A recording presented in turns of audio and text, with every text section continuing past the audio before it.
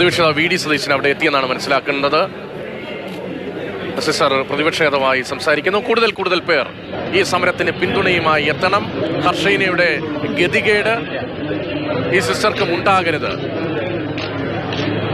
ഒപ്പമുണ്ട് എന്ന് പറയുന്നതല്ലാതെ നീതി ഇപ്പോഴും അകലെയാണ് ഈ രണ്ട് സ്ത്രീകൾക്കും. അത് കോഴിക്കോട് മെഡിക്കൽ കോളേജിലുമാണ്. കോഴിക്കോട്ടെ നേഴ്സ് അനിതയുടെ കേസിൽ സർക്കാർ വീണ്ടും ഒളിച്ചുകളി നടത്തുകയാണ്. കോടതിയെ വെല്ലുവിളിച്ച് 6ാം ദിവസവും ആ വിധി നടപ്പാക്കുന്നില്ല.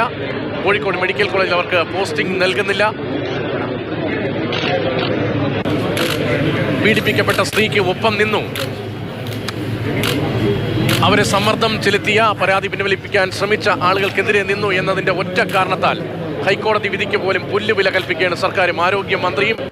6ാം ദിനവും ഹൈക്കോടതി വിധിയെ വെല്ലുവിളിച്ചുകൊണ്ട് അവർക്ക് പോസ്റ്റിംഗ് നൽകാതെ നിയമത്തെ പോലും പരിഹസിക്കുകയാണ്. ഇതാ കോടതിയിൽ വീണ്ടും സർക്കാർ അതിൻ്റെ ഒളിച്ചുകളി നടത്തുന്നു.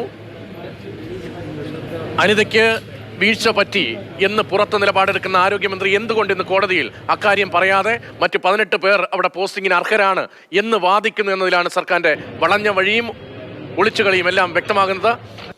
ഇപ്പോൾ പ്രതിപക്ഷ നേതാവ് വി ഡി സതീശൻ അനിതയ്ക്ക് പിന്തുണയുമായി അവിടെ സമരം നടക്കുന്ന സ്ഥലത്തെത്തി അവരുമായി സംസാരിക്കുകയാണ്. അതിജീവിതയും അവിടെയുണ്ട്. കണ്ണ് മൂടിക്കെട്ടിക്കൊണ്ടാണ്, മന്ത്രി ഒന്നും കാണുന്നില്ലെങ്കിൽ ഞാൻ കണ്ണ് മൂടിക്കെട്ടിക്കൊണ്ട് അനിത സിസ്റ്റർക്ക് പിന്തുണയുമായി എത്തുന്നു എന്ന് പറഞ്ഞുകൊണ്ടാണ് അവരും ആ സമരത്തിന്റെ ഭാഗമായിരിക്കുന്നത്.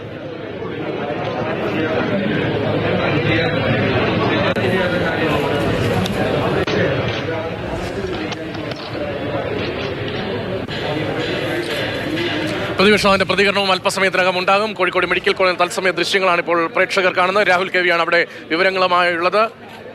അനിതയ്ക്ക് നീതി കിട്ടും വരെ നിതാന്തമായി ഈ വിഷയത്തിൽ ഇടപെടണമെന്ന് തന്നെയാണ് മാതൃഭൂമി ന്യൂസിന്റെയും നിലപാട്. കഴിഞ്ഞ ദിവസവും ഇക്കാര്യം നമ്മൾ ഗൗരവത്തിൽ ചർച്ച ചെയ്തിരുന്നതാണ്. നേരത്തെ ഹർഷീനയ്ക്ക് നീതി നിഷേധിക്കപ്പെട്ടപ്പോഴും ആ വിഷയത്തിലും ഗൗരവതരമായി ഇടപെട്ടിരുന്നു. പക്ഷേ പലപ്പോഴും മാധ്യമ ഇടപെടലുകളെ പോലും പരിഹസിക്കുന്ന തരത്തിലാണ് മന്ത്രിയും സർക്കാരും ഒക്കെ ഇത്തരത്തിൽ നീതിപൂർവ്വം പെരുമാറേണ്ട, അനുകമ്പാപൂർവ്വം പെരുമാറേണ്ട വിഷയങ്ങളിൽ നിലപാട് സ്വീകരിക്കുന്നത് എന്നതും സങ്കടകരമാണ്. ഇപ്പോഴത്തെ ഹൈക്കോടതിയിൽ സർക്കാർ റിവ്യൂ പെറ്റീഷൻ നൽകിയിരിക്കുന്നു.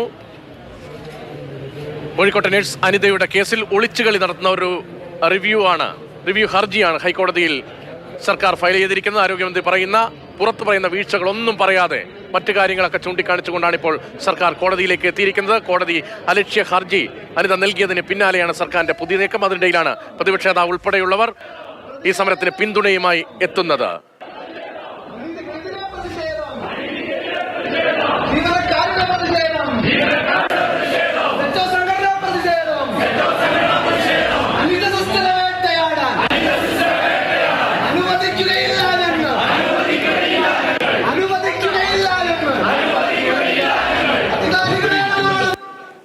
പ്രതിപക്ഷ സംഘടനകൾ പിന്തുണയുമായി എത്തുന്നു. കഴിഞ്ഞ ദിവസവും പ്രതിപക്ഷ സംഘടനകളുടെ നേതൃത്വത്തിൽ അവിടെ പ്രതിഷേധ പ്രകടനം നടത്തിയിരുന്നു.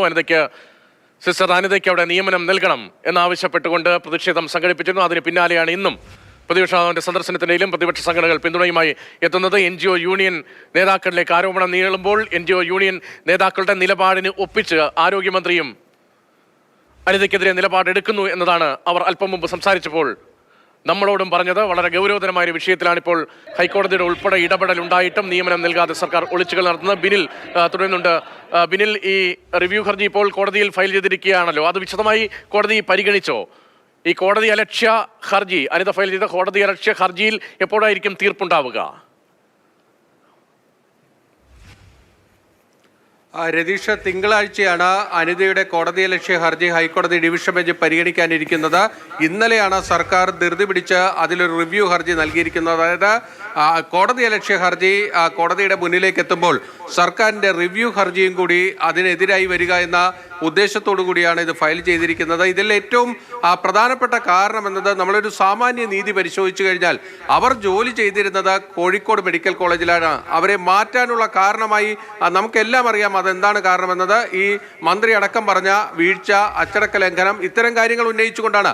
പക്ഷേ അതൊന്നും നിലനിൽക്കുന്നതല്ല എന്ന് നേരത്തെ തന്നെ ഹൈക്കോടതി വ്യക്തമാക്കുകയും ചെയ്തതാണ്. അങ്ങനെയാണ് അവർക്ക് തിരിച്ച് കോഴിക്കോട് മെഡിക്കൽ കോളേജിൽ തന്നെ ഈ മാസം 1-ാം തീയതി വരുന്ന തസ്തികയിൽ അവരെ നിയമിക്കണമെന്ന് ഉത്തരവ്